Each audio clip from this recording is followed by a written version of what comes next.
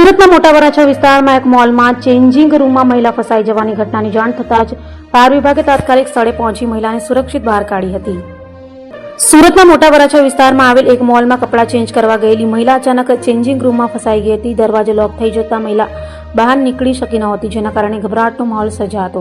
ઘટનાની જાણ તાત્કાલિક ફાયર વિભાગને કરવામાં આવી હતી, જેથી ઘટનાની ગંભીરતા જોઈ ફાયર વિભાગના જવાનો ઘટના સ્થળે દોડી ગયા હતા અને જરૂરી સાધનોની મદદથી ચેન્જિંગ રૂમનો દરવાજો તોડી મહિલાને સુરક્ષિત રીતે બહાર કાઢી હતી। સદનસીબે ઘટનામાં કોઈ જાનહાનિ કે ઈજા થઈ નહોતી। ઘટનાને લઈ મોલમાં થોડા સમય માટે અફરાતફરીનો માહોલ સર્જાયો।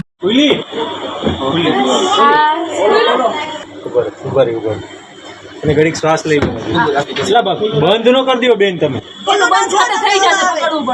આ બસ રેવા દો, રેવા દો, ઉભા રહો, ઉભા રહો, ઉતાવળ ન કરો, હવે બંધ